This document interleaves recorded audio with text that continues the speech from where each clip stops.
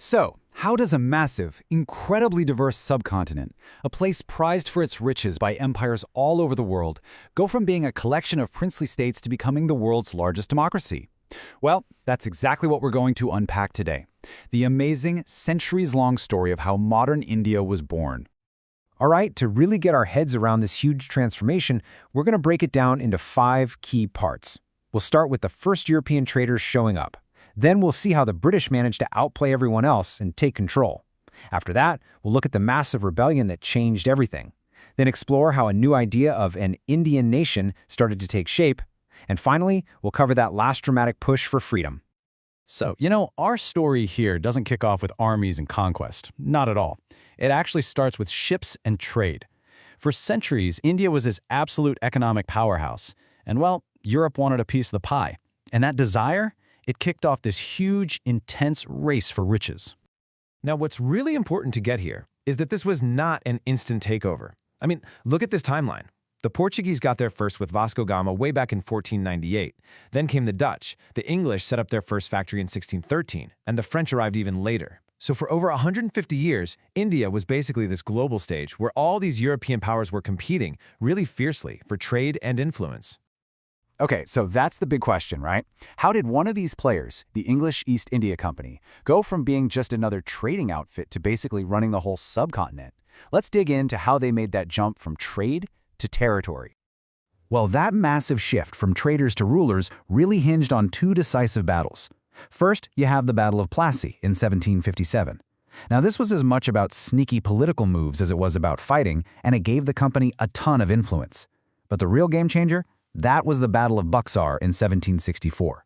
There, they defeated a powerful combined Indian army, and that victory, it truly cemented British dominance. It gave them control over the incredibly rich revenues of Bengal, and they used that money to fund their expansion across the rest of India. Okay, so with military power in their pocket, they got really clever with the politics. One of their most effective tools was something called the subsidiary alliance. Here's how it worked. An Indian ruler would sign up for British protection, but in exchange, they had to pay for the British troops in their kingdom and hand over control of their foreign policy. It was, you have to admit, a pretty brilliant way to expand their influence without the hassle and cost of direct conquest. And then, a bit later, under Governor-General Dalhousie, things got even more aggressive. They came up with the doctrine of lapse. The rule was simple and honestly pretty brutal. If a ruler died without a direct male heir, their kingdom was just absorbed. It lapsed into British territory. As you can imagine, this was seen as a huge provocation, and it's how they annexed several major states. So here's the really crucial takeaway from all this. The British Empire in India wasn't just built with guns. Nope, it was constructed piece by piece through these really clever and often ruthless political policies that just systematically stripped power away from local rulers and handed it over to the company. But you can't just expand that fast and ignore local customs without some serious pushback. All of this created deep, deep resentment. And by 1857, that resentment didn't just simmer, it exploded. It erupted into a massive rebellion that became an absolutely crucial turning point in the entire story of British rule. And we need to be really clear here. This was not some small, localized mutiny. No way. This was a widespread, popular uprising. You had leaders popping up all across northern and central India. I mean, from the old Mughal emperor in Delhi, Bahadur Shah Zafar, to the incredible warrior queen Rani Lakshmi Bai in Jhansi, all kinds of different people joined the fight. Now, the revolt was eventually suppressed, but it shook the British Empire to its very core. The consequences are absolutely monumental. The British government stepped in, got rid of the East India Company entirely, and took direct control of India. The title of Governor-General was scrapped and replaced with Viceroy, someone who would rule directly for the Queen.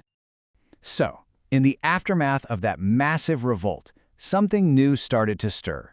The shock of 1857, combined with this new direct rule, it sparked this period of really intense social reform and self-reflection. And this is what led to the birth of a modern Indian national identity.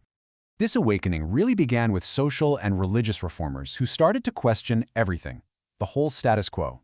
You had early pioneers like Raja Ram Mohan Roy, who founded the Brahmo Samaj. This was a movement that challenged long-standing practices like the caste system and idol worship, pushing for a more modern take on Hinduism. And he wasn't alone. Others followed, like Dayanand Saraswati. His movement, the Arya Samaj, also pushed for social reform, but it had a different flavor, a call to return to the authority of the ancient Vedic scriptures. But taken together, all these movements pushed education forward and helped create this new class of Indian intellectuals who were looking critically at their own society and thinking about its future.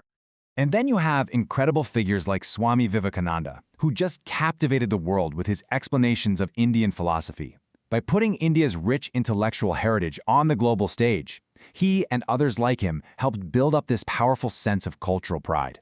And that pride, that became a key building block for the growing desire to rule themselves. So, with all this intellectual energy buzzing around, it was only natural that it would spill over into politics. And in 1885, the Indian National Congress was formed. Now, at first, it was a pretty moderate group of educated guys just asking for more rights within the British system. But it didn't stay that way for long. It quickly became the main stage for the whole nationalist movement, with different groups inside it, from the moderates to the more demanding extremists. All right, and this brings us to the final phase, the final push. The 20th century rolls around, and with it comes a new kind of leader, Mahatma Gandhi. And he is going to completely transform the Congress from a club for elites into a powerful mass movement, launching that final, decisive push for independence. You know, Gandhi's genius was really in how he escalated his strategy over time. It's fascinating. He started small, with a local fight for peasant rights in Champaran. Then he ramped it up to a nationwide non-cooperation movement.